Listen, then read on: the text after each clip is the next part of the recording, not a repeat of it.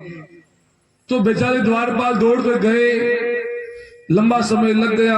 सुदामा जी ने मन में सोचा कि द्वारपाल के बेटे दौड़ते गए, इनका घर तो पास में होगा, लेकिन कन्हैया ने कह दिया होगा कि मेरा ऐसा कोई मित्र नहीं है। तो बेचारे धीरे धीरे आ रहे हैं, अब वो आकर के मुझे मना करें और मैं ये मना सुनूं, उससे अच्छा तो है कि मेरे को चल देना चाहिए यहाँ से।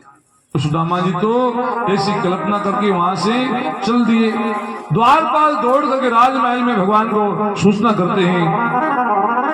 न सर पे है पगड़ी न तन पे है जामा, न सर पे है पगड़ी न तन पे है जामा, बता दो कन्हैया को नाम है सुदामा, नाम है सुदामा। तुम एक बार मोहन सजा करके दो, तुम एक बार मोहन सजा करके दो, मिलने सका नसीब आ गया है, मिलने सुदामा नसीब आ गया है। अरे द्वार पालो कन्हैया से मिलने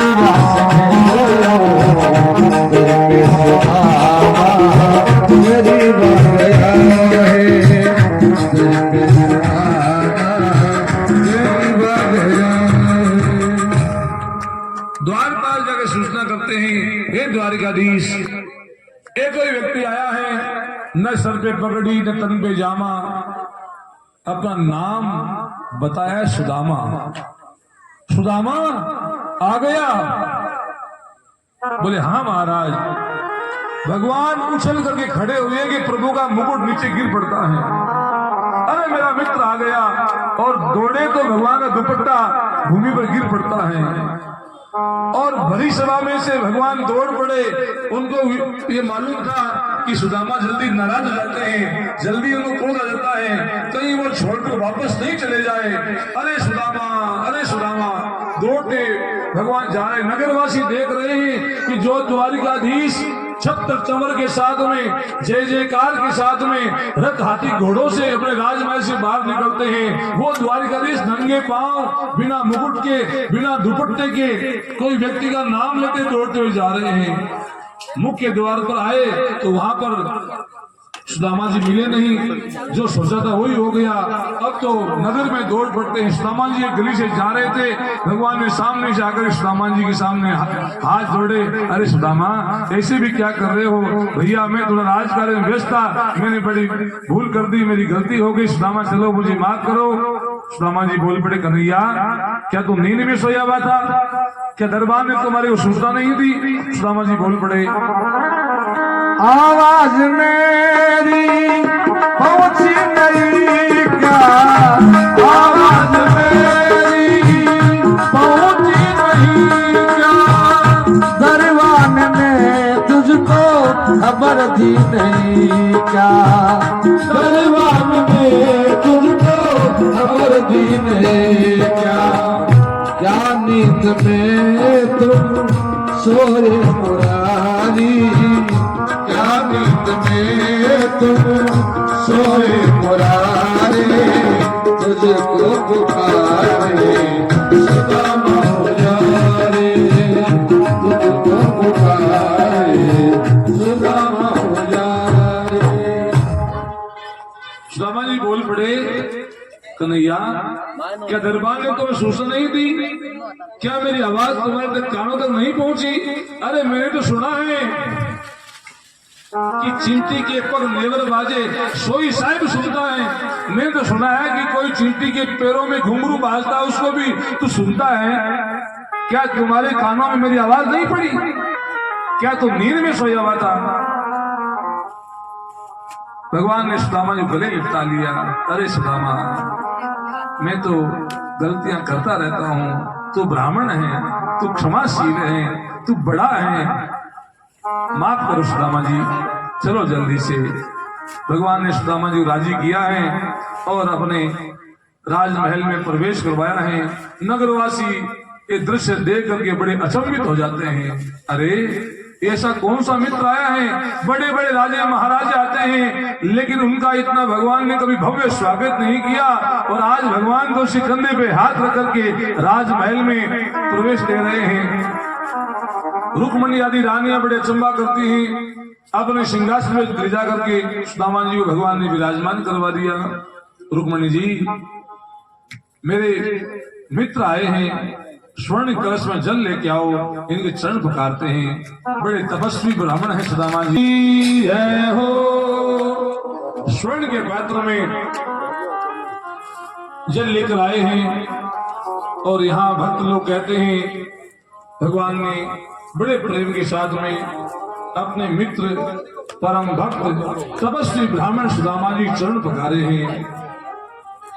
सुदामा जी के पैरों में छाले और कांटे दे करके संत कहते हैं कि पानी पराते को हाथ छुओ नहीं, नैनन के जल सो पकड़ होए।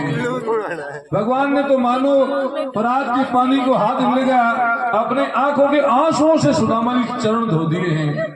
इतने कांटे छुपे हुए हैं। कथा ये कहती है कि भगवान ने सुदामा जी के पैरों से अपने दांतों से कांटे निकाले हैं प्रेम से।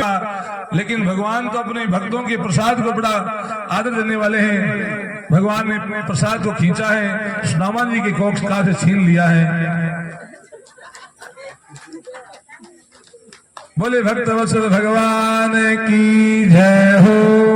भगवान ने गठरी खोली है, एक मुट्ठी अपने मुख में ली, दूसरी ली, तीसरी जब लेने लगते हैं रुक्मणी जी ने हाथ पकड़ लिया। बोले भगवान, अपने भक्त को 2 लोगों की संपत्ति लुटा दी है, कुछ तो हमारे लिए रखिए। तो वो प्रसाद रुक्मणी जी को दिया है। रुक्मणी जी से कहा कि हे रुक्मणी जी, ये प्रसाद सब भक्तों तक पहुंचाइए। तो कहते हैं पूरे नगर में सुदामा जी के द्वारा लाए हुए प्रसाद को बंटवाया है। सुदामा जी को बड़े प्रेम से स्नान करवा करके पीताम्बर नए वस्त्र पहनाए हैं, 56 भोग लगाया है। और जब थोड़ा विश्राम करते हैं, भगवान ने चरण दबाए, सुदामा जी को नींद आ जाती है। थोड़ी देर के बाद में सुदामा जी की आंखें खुली। सब सखियों से कहो कि आकर के मेरे परम मित्र तपस्वी ब्राह्मण सुदामा जी से आशीर्वाद प्राप्त करें। अब 1 2 3 4 हजार 2000 5000 भगवान की पटरानियां प्रणाम करने आ रही हैं। सुदामा जी ने कहा, कन्हैया, क्या तुम्हें पूरे नगर को ही प्रणाम करने की न्योता दे दिया है? बोले भैया, आपके कोई 1-2 बहू थोड़ी हैं, आपके तो 16,108 बहुएं हैं। सुदामा जी ने कहा, मैं तो आशीर्वाद थक गया हूं कि जो जहां पर हैं वहीं पर मैं अखंड सौभाग्यवती होने का आशीर्वाद सुदामा जी ने प्रदान किया है सबको। दोनों भाई बड़े प्रेम से रहते हैं। एक दिन सुदामा जी से कन्हैया बोल पड़े, अरे सुदामा, तूने इतना लंबा समय कहाँ लगा दिया? अरे भैया, तेरे को तो बहुत पहले आ जाना चाहिए था। मैं तो बोल के आया था कि जब समय हो तो आना। तू इतना लंबा समय कहाँ लगा दिया सुदामा? तू क्या कर रहा था इतने दिन? क्या करते थे रे सुदामा, हमसे दूर के? क्या करते थे रे सुदामा, हमसे दूर के?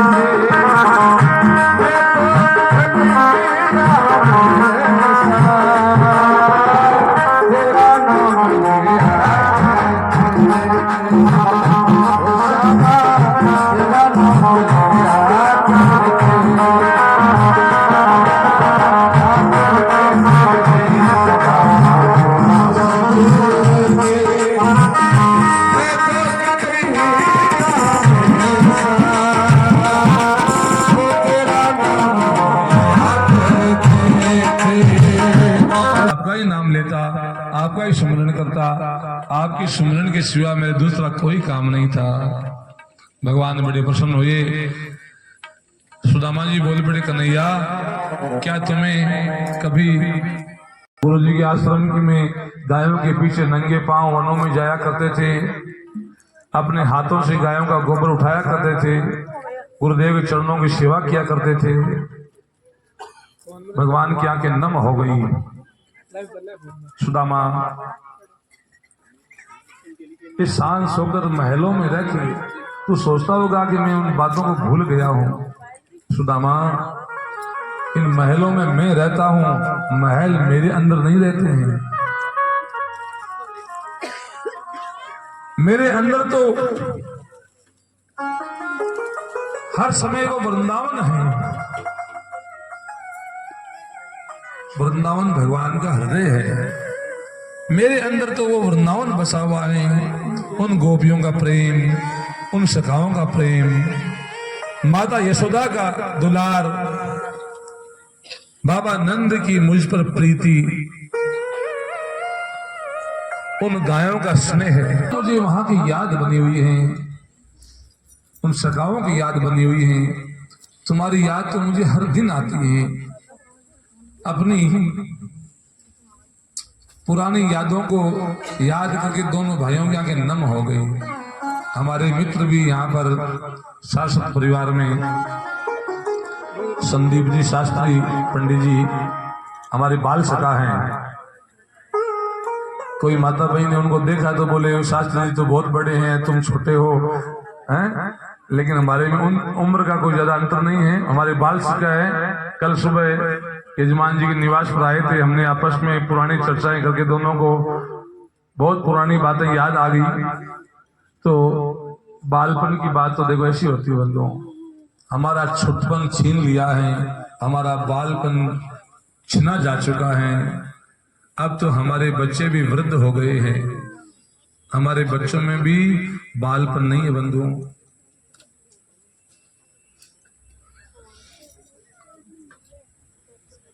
भगवान श्री कृष्ण ने कहा, सुदामा आओ तेरे को दरिया किनारा दिखाता हूं, आज तुम्हें समुद्र किनारा दिखाता हूं। सुदामा जी आए, कई दिन हो गए। सुदामा जी बोल पड़े, कन्हैया दरिया किनारे तुम ही देख, मुझे तो आज मेरी झुंपड़ियां की याद आ रही है। जब मैं इधर आया था तो तुम्हारी भाभी ने कहा था कि जल्दी आना, वहां जाके भूल मत जाना, अपने मित्र के पास जाके कहीं मुझे भूल नहीं जाओ। मित्रता ऐसी होती है बंधुओं, मित्र के पास जाने के बाद में दूसरी कोई बात याद नहीं रहती है। तो मुझे तो आज झोंपड़िया की याद आ रही है। जब सुदामा जी जाने की बात कही तो भगवान श्री कृष्ण पास में आए। अब आगे की जो थोड़ी देर की चर्चा है वो हम थोड़ी कल्पित चर्चा सुना रहे हैं आपको। तो भगवान सुदामा जी के पास में आए, थोड़ी कल्पित, थोड़ी भावपूर्ण, थोड़ी सही कथा न कहे। तो सुदामा जी के जो बाजूबंद बने हुए थे वो खोल लिए। और जब तक सुदामा जी भगवान के द्वारिका में रहे तब तक जरी की धोती वगैरह उनको अचकन पहनने को दी, तो वो जरी की वापिस उनका जो अचकन था वो खोल लिया। और जो फटी पुरानी धोती सुदामा जी पहन के आए थे वो धोती लाके प्रदान की, लो सुदामा अपनी धोती पहन लो। जो चांदी की छड़ी दी हुई थी वो भी ले ली, और टेढ़ी मेढ़ी छड़ी जो सुदामा जी लेकर आए थे वापस वही लाकर दे दी, जतन से रखी हुई थी। लो सुदामा अपनी छड़ी, तुम तो आज गांव जा रहे हो। बोले हाँ भैया आज मैं गांव जा रहा हूँ। सुदामा जी फिर कहा तो कन्हैया फिर मैं चलता हूँ। बोले हाँ भैया आराम से जाना, रास्ता मत भूल जाना। थोड़े कदम दो चार बढ़ाए, सुदामा जी ने फिर कहा कन्हैया तो फिर मैं चलूं। फिर आप समझ गए ना सुदामा जी क्या कहना चाह रहे हैं। सुदामा जी कहना चाह रहे हैं मैं तो रवाना हो रहा हूं और तेरे मन में कोई देने की इच्छा है तो कोई दे सकता है। लेकिन अब भगवान ने कहा हाँ सुदामा ठीक है, तो फिर आराम से ना भैया ना पहुंच करके पत्र जरूर लिखना, भाभी जी को मेरा प्रणाम जरूर कह देना। सुदामा जी मन में सोच रहे, दियो लियो कचुनाए मुख से कहो नहीं, कि दिया लिया तो कुछ है नहीं, अरे चोर कहीं का, ये दे भी क्या सकता है। लेकिन मैं क्या जवाब दूंगा, गए समंदर पार फिर भी न कटा कलेश, जैसे कंता घर रहे वैसे ही प्रदेश। अब कोई भाई प्रदेश समुद्र पार यात्रा करने जाए, कमाने जाए, और साल दो साल बाद में आए खाली हाथ आ जाए, उस घर के हाल कितने बेहाल हो जाते हैं। मैं तो खाली हाथ जा रहा हूं, मेरी पत्नी से मैं क्या कहूंगा, इसने कुछ दिया नहीं। लेकिन देखिए बंधुओं ये तो बात अपनी बात हो गई। अब भक्त की बात आती है। सुदामा जी ने कहा कोई बात नहीं, मेरा मित्र है, इसको पता है मुझे किस चीज की जरूरत है। अब सब ध्यान देना, इसको मालूम है कि मुझे किस चीज जरूरत है। हो सकता है कि अभी मेरे लिए इन वस्तुओं की कोई जरूरत नहीं है, ये वस्तु मेरे लिए ठीक नहीं है, जो मेरे मित्र की मर्जी। सुदामा जी यहाँ से विदाई प्राप्त करके रवाना होते हैं। सुदामा जी की विदाई की चर्चा पूरे चारों ओर फैल जाती है। कुछ दादों को सूचना मिली कि द्वारिकाधीश धन्य है, यदि आप मुझे एक अंगूठी भी देकर के भेजते, एक हीरे का हार भी देकर भेजते, तो डाकू लोग मुझे मार डालते, ये मुझे जीवित नहीं छोड़ते। हे भगवान, आज आपने मुझे धन नहीं देकर मेरे जीवन को बचा लिया। ध्यान देना बंधुओं, सुदामा जी कह रहे हैं आज आपने मुझे धन नहीं देकर मेरे जीवन को बचा लिया है। तो हो सकता है कहीं पर भगवान हमें मान नहीं दे करके, कहीं संतान नहीं दे करके, कहीं धन नहीं दे करके, कहीं पर अपने को शान शौकत नहीं दे करके अपने को बड़ी विपत्ति से बचा रहे होंगे, बड़े संकट से बचा रहे होंगे। धन्यवाद दीजिए प्रभु का। प्रभु धन्यवाद है आपको। सुदामा जी बड़े प्रसन्न हो गए। प्रभु धन्य, आपने बड़ी कृपा की कन्हैया, आज आपने मेरे जीवन को बचा लिया। अब तो सुदामा जी भगवान का स्मरण करते हुए अपने नगर में प्रवेश करते हैं। अब नगर में प्रवेश करे तो कभी इस गली में, कभी इस गली के अंदर, अरे मेरी यहाँ झोपड़ी थी कहाँ चली गई। बड़े बड़े महल खड़े हैं, लगता है कोई लश्कर आया होगा, कोई लुटेरा आया होगा जिसने मेरे नगर को लूट लिया है, मेरी झोपड़ियों को उखाड़ करके फेंक दिया है। मेरी झोपड़ी कहाँ गई, अरे मेरी वो ब्राह्मणी कहाँ गई। सुदामा जी उन महलों को देखकर भयभीत हो रहे हैं। सुदामा मंदिर देख डरे, सुदामा मंदिर देख डरे।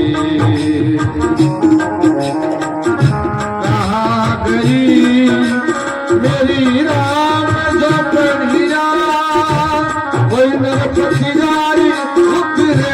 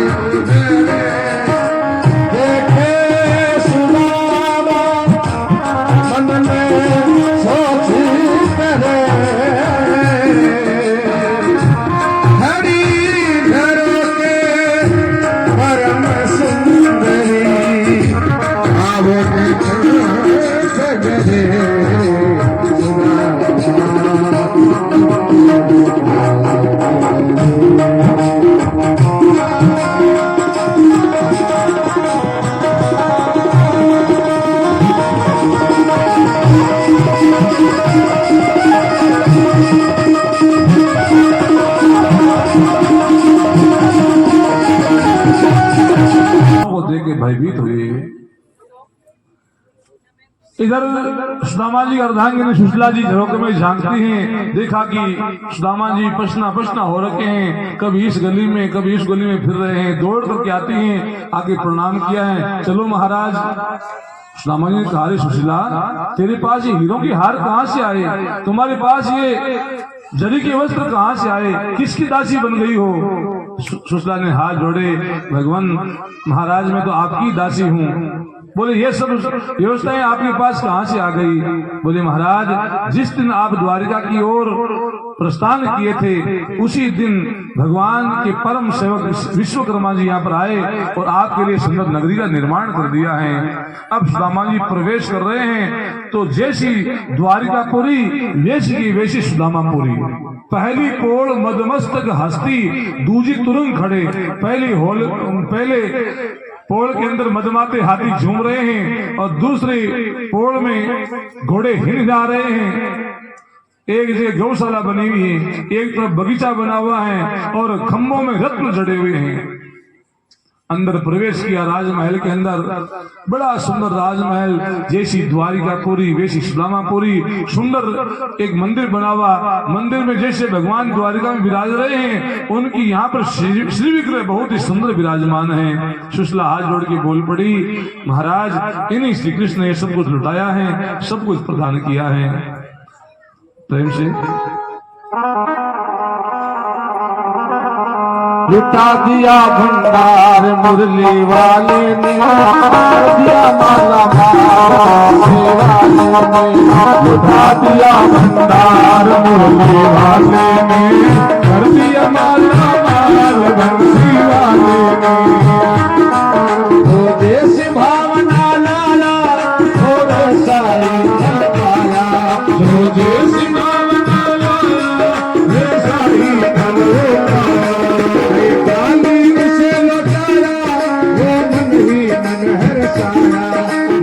से निहाल वाले ने,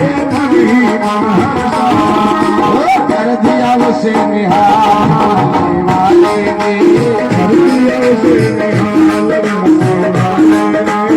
कर दिया माला माल मुरली वाले ने, कर दिया माला माल मुरली वाले ने।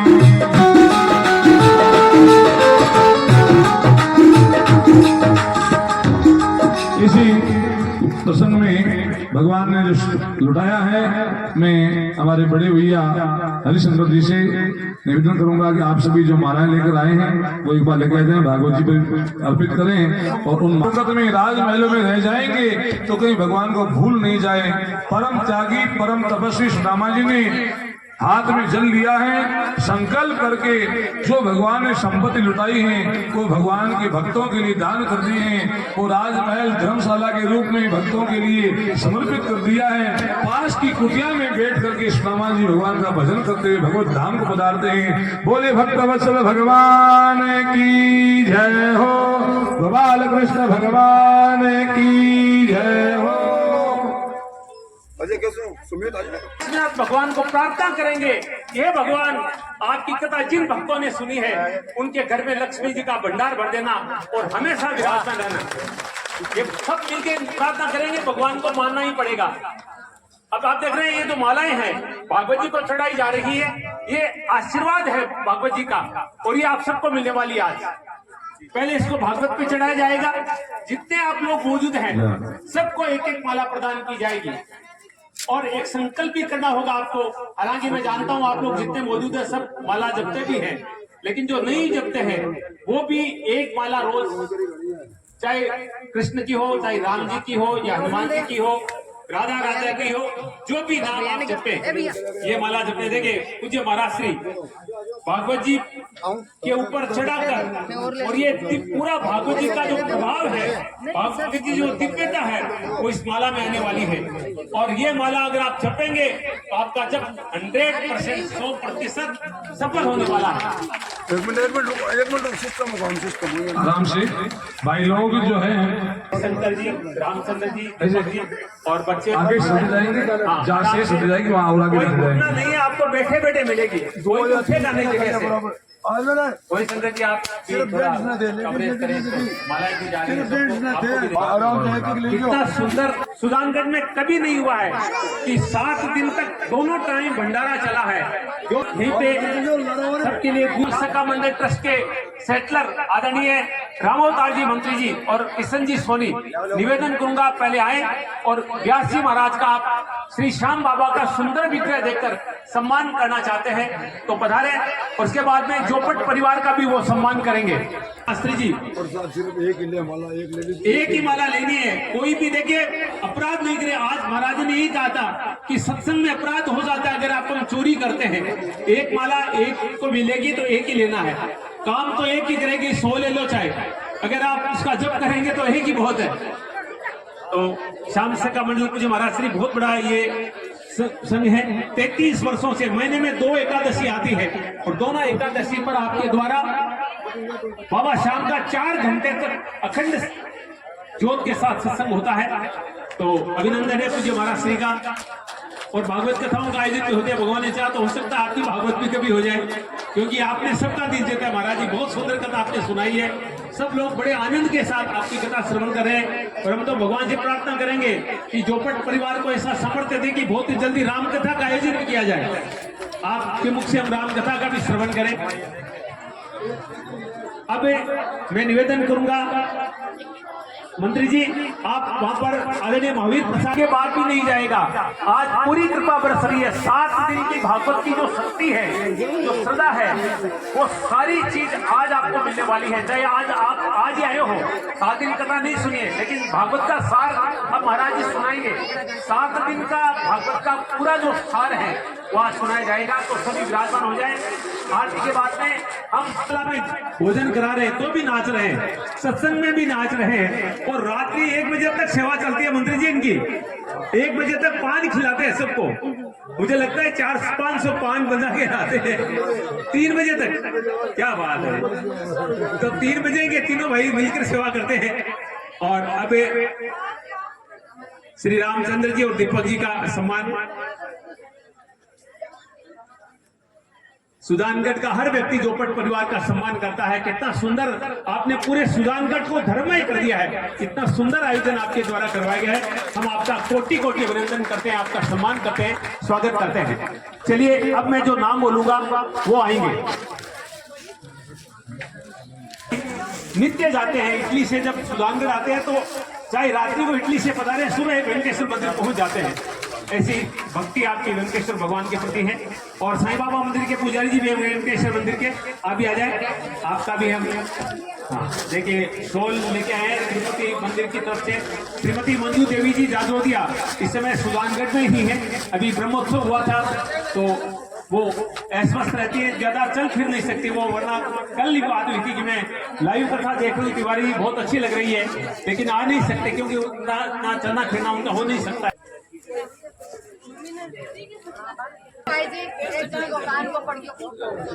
किसी महिला का एक कान का गहना गिर गया है तो किसी को मिले और आशीर्वाद प्राप्त करें। और कहते हैं कि भजन में संगीत नहीं हो तो ऐसे लगता है जैसे बिना नमक के सब्जी कैसे लगती है, वैसे ही संगीत के बिना भजन का आनंद नहीं आता है। तो बिहारी जी के साथ संगीत देने वाले मैं श्री जनकराज जी महर्षि रतनगढ़ से, जिन्होंने आज मुंह से शंख बजाया था। लाडो से द्वारका प्रसाद जी पधारे हैं। द्वारका प्रसाद जी पधारे लाडो से, सालासर से। पुजारी जी को हम प्रणाम। बालाजी तो रोज आते हैं हमारे देखिए पुजारी जी के रूप में, तो पुजारी जी का स्वागत करते हैं, अभिनंदन करते हैं। और मैंने पहले दिन कहा था कि जहाँ पर कथा होती है और कोई हो न हो, बालाजी महाराज जरूर होते हैं। देखो शांति भाई यहाँ भरपूर लेवा हर कथा का मायने गड़बड़ नहीं होने देती। हाँ, खूब सेवा करके महाराज जी, जिस सुहान में कोई भी कथा होती है, धार्मिक आयोजन होता है, तो आप खूब सेवा करते हैं। भगवान आपको स्वस्थ रखे, यूं ही आप सबकी सेवा करते रहे। और सर्वगुण संपन्न है।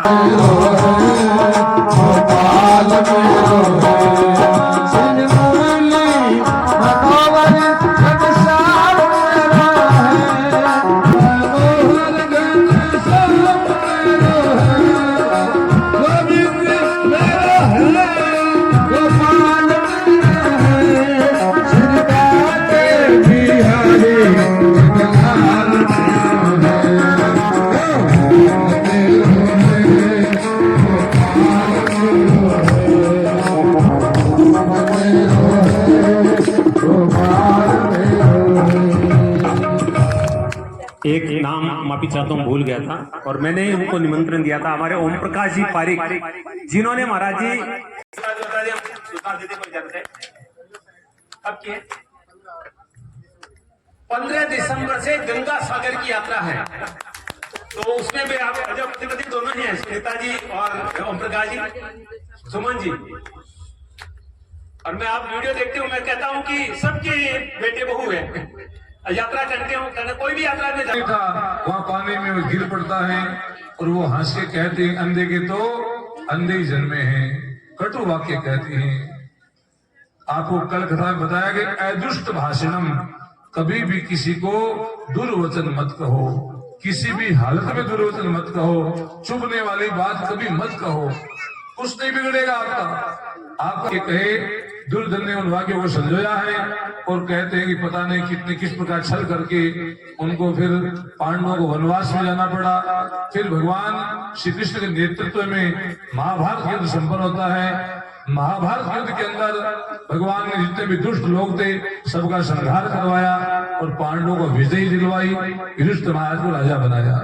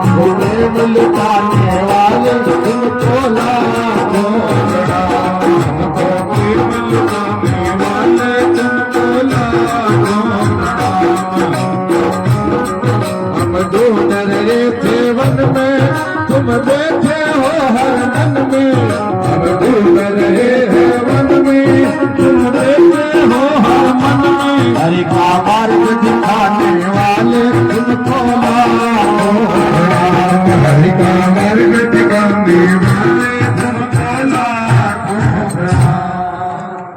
श्री सुखदेव जी के चरणों में सभी ने नमन किया है। सुखदेव जी खड़े होकर वहां से प्रस्थान कर देते हैं। इधर परीक्षित महाराज का पुत्र और आपसे हम लोग प्रेरणा लेते हैं। प्रतिनिधि का स्वागत किया जा रहा है। पीछे रहता है उतना ही आनंद रहता है जीवन में। ज्यादा तड़क भड़क लगेंगे तो शांति रहेगी जीवन में। तो ऐसा सादगीपूर्ण जीवन होना चाहिए। राजीव प्रसाद जी MA BEd की तालियां बजाइए जोरदार। और ML भी आप गायों की खूब सेवा कर रहे हैं, भक्तों की खूब सेवा कर रहे हैं। क्या बात है। देखिए महाराज जी को अपने मुखार मिलते ही गुणगान से पुकारते हैं और अपनी पत्नी को एक दूसरे की तारीफ करनी चाहिए, ये भी एक सीख है।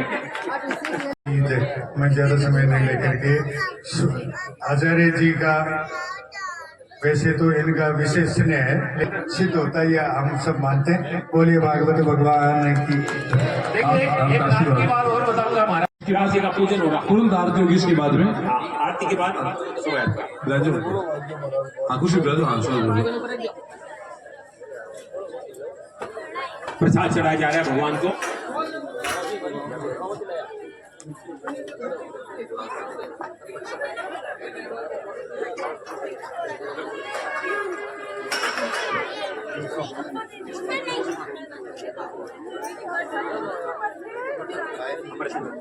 श्रीमान अमरचंद जी जो कि भ्राता है अमरचंद जी जोपट महाराज श्री को तिलक कर रहे हैं।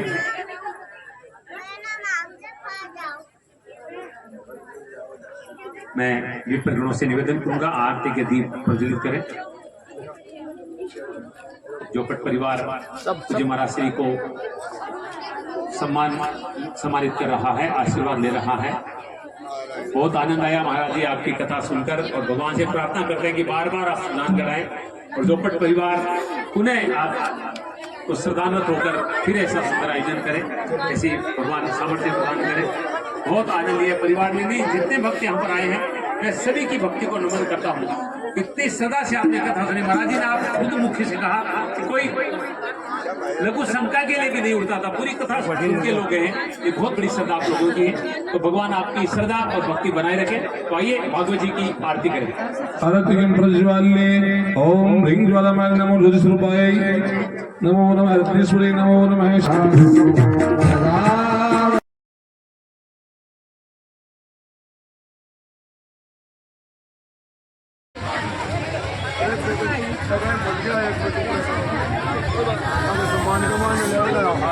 जल्दबाजी मुझे कोई दिक्कत नहीं, मेरे सामने देखो। जोपट परिवार द्वारा श्रीमद् भागवत कथा के विश्राम के बाद में शोभा यात्रा लक्ष्मीनाथ जी के मंदिर के लिए भागवत प्रस्थान कर रही है। बहुत सुंदर कथा हुई है। जोपट परिवार ने बढ़ चढ़ करके भागवत को अति सुंदर बनाया है। भागवत कथा को बहुत बड़ी शानदार भीड़ हमेशा यहाँ हमेशा बहुत विलंब की भीड़।